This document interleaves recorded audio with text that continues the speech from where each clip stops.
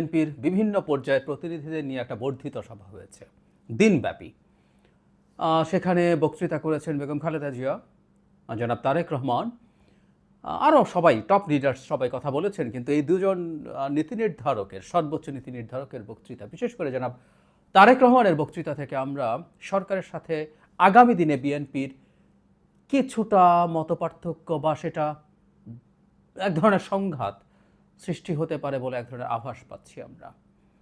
সেটা কেন, কিভাবে, সেটা আমরা জানতে চাইব, সেটা বুঝতে চাইব, এভাবে বলবো তাদের বক্তব্য থেকে। জনাব তারেক রহমানের বক্তব্যটাই বেশি গুরুত্বপূর্ণ, কারণ এই মুহূর্তে তিনিই আসলে দলের প্রধান নীতি নির্ধারক। বেগম খালেদা জিয়ার একটা বক্তৃতা, আসলে রেকর্ডেড বক্তৃতা প্রচার করা হয়েছে, আমি মিডিয়ায় যেটা দেখলাম, পত্রিকায়। তিনি অসুস্থ এবং যেহেতু চিকিৎসাধীন আছেন, তাই তার বক্তৃতাটা, কথা ছিল উনি কানেক্টেড থাকবেন, কিন্তু হয়নি। তার বক্তৃতার মধ্যেও কিছু গুরুত্বপূর্ণ কথা আছে। সেটা হলো এখনও চক্রান্ত আছে এবং এই চক্রান্তকে কাটিয়ে ওঠার জন্য সবাইকে ঐক্যবদ্ধ হয়ে কাজ করতে হবে, সেটা বলছেন। তারপরে এই জায়গাটা একটু পরিদলীয় নেতাকর্মীদের উদ্দেশ্যে বলেন, দেশ আজ এক সংকটময় সময় অতিক্রম করছে। আপনাদেরও ছাত্রদের সমন্বিত আন্দোলনের ফলে ফ্যাসিস্ট শাসকরা বিদায় নিয়েছে, একটা অন্তর্বর্তী সরকার গঠিত হয়েছে।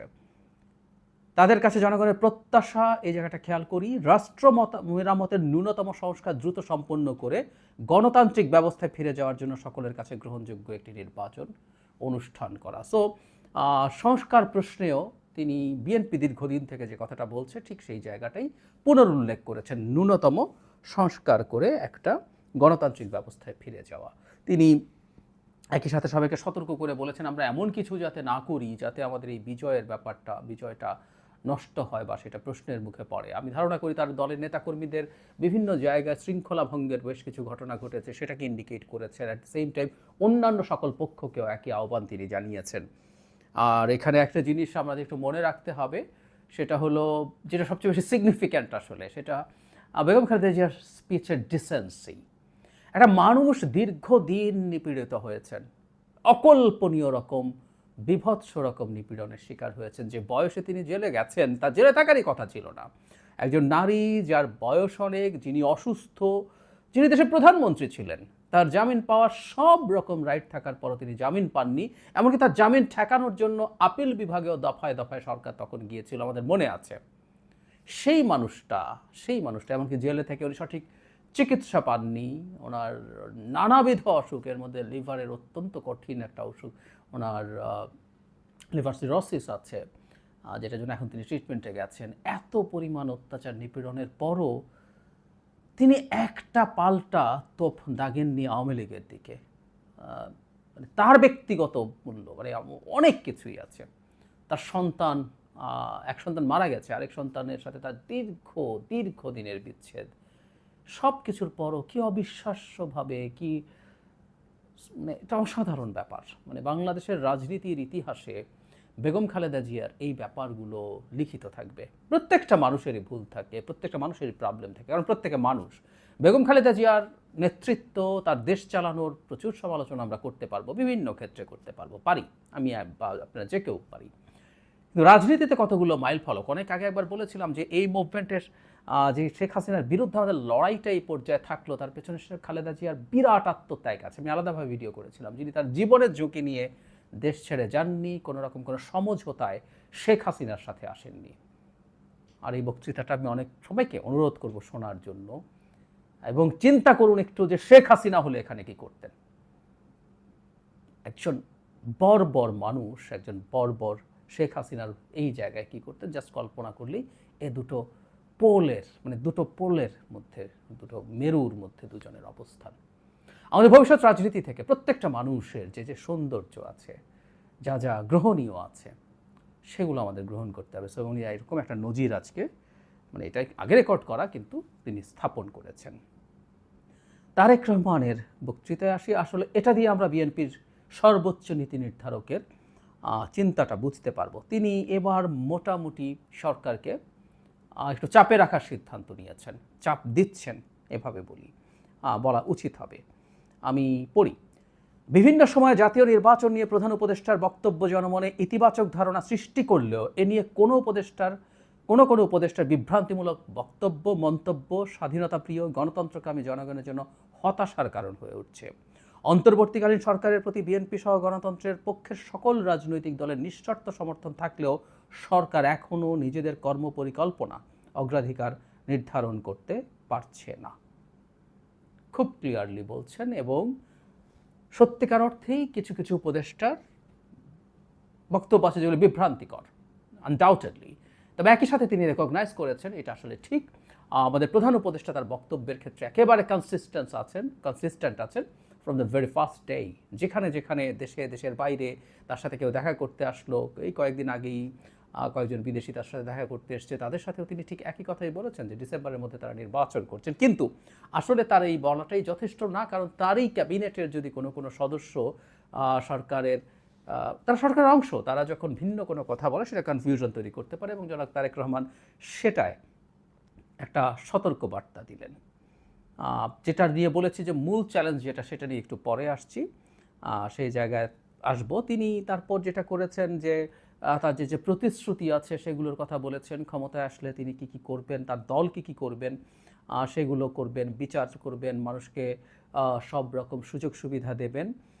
তারপরে তিনি মানে বারবার ওই নির্বাচনের প্রসঙ্গে কথা বলেছেন, যাতে নির্বাচনটা ঠিকঠাক মতো হয় সেটার কথা বলেছেন। এখানে আরেকটা সিগনিফিক্যান্ট জিনিস আছে যেটা আমি আগেও তাকে দেখেছি, মাঝখানে কিছুদিন আমি অন্তত সামহাও মিস করে থাকতে পারি, ওনার কোনো বক্তব্যে থাকতেও পারে, কিন্তু এর আগে উনি একাধিকবার একটা কথা বলেছেন যেটা আমি সবসময় উল্লেখ করেছি, সেটা হচ্ছে সংস্কার নিয়ে। যেহেতু বাংলাদেশ এখন একটা সংস্কার খুব গুরুত্বপূর্ণ আলোচনার এজেন্ডা, সরকারও সেই ব্যাপারে কাজ করছেন, সরকারের সংস্কার কমিশন হয়েছে এবং মূল 6টা সংস্কার কমিশনের রিপোর্টের পর এখন ঐক্যমত্য কমিশন হয়েছে, যারা সবগুলো দলের সাথে, সব স্টেক হোল্ডার্সের সাথে বসে কতটুকু সংস্কার এখন করা হবে, কতটুকু ভবিষ্যতে করা হবে সে আলোচনা করবেন। এবং বেগম খালেদা জিয়াও ন্যূনতম হলেও সংস্কারের কথা বলেছেন। যারা তারেক রহমানের যে বক্তব্যটা সিগনিফিক্যান্ট, এটা খুবই চমৎকার এবং আমি এটা এই রকম একটা চিন্তা থাকা উচিত বলেই মনে করি। সেটা হচ্ছে 31 দফার প্রসঙ্গ এনে তিনি বলেছেন যে এটা একেবারে ফিক্সড কিছু না, এটা কিন্তু উনি আগেও কয়েকবার বলেছেন, অনেকদিন পর, আমি অ্যাটলিস্ট অনেকদিন পর শুনেছি, এর মাঝে উনি বলেছেন কিনা আমি নিশ্চিত নই, যে এগুলো হয়তো সংযোজন বিয়োজন করা যাবে। এবং বলেছেন সরকারের যে সংস্কার কমিশনগুলো রিপোর্ট দিয়েছে মূলগত জায়গায় মেজর পার্থক্য আছে এমন জায়গাও খুব বেশি নাই।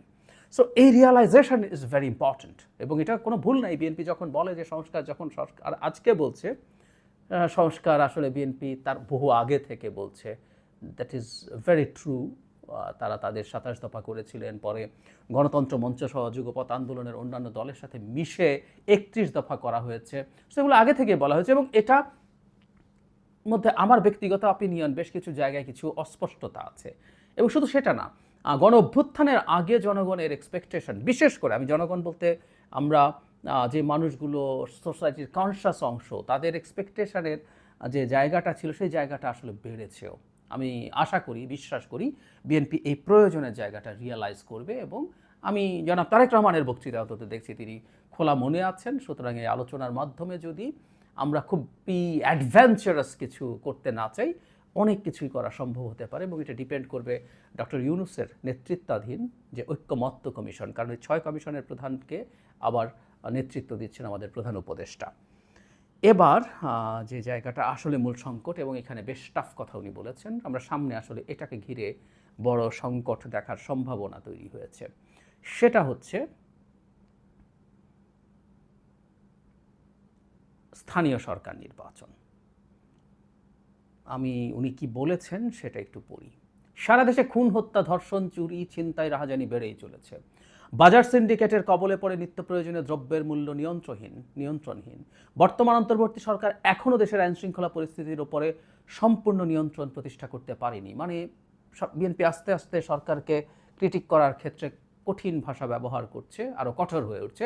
এটা অস্বাভাবিক না যে সরকারের বয়স 7 মাসে পড়তে যাচ্ছে, সেই সরকারকে আসলে এগুলো ফেস করতে হবে। একটা সময় পর্যন্ত প্রত্যেকেই ছাড় দিয়েছে এবং সেই ছাড়টা নিশ্চয়ই অসীম সময় হবে না। তারপর তিনি বলছেন সরকার যেখানে বাজার পরিস্থিতি কিংবা আইন শৃঙ্খলা পরিস্থিতি নিয়ন্ত্রণ করতে পারছে, সেখানে জাতীয় নির্বাচনের আগে স্থানীয় সরকার নির্বাচন অনুষ্ঠানের নামে কেন দেশের পরিস্থিতি আরও ঘোলাটে করতে চেয়েছে, এটি জনগণের কাছে বোধগম্য নয়।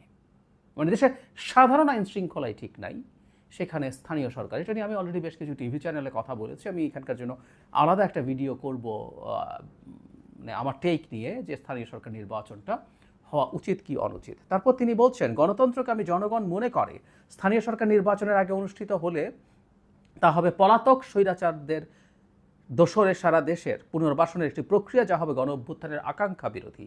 গণহত্যাকারী, টাকা পাচারকারী, দুর্নীতিবাজ মাফিয়া চক্রকে পুনর্বাসন প্রক্রিয়ার এই ফাঁদে বিএনপি পা দেবে না।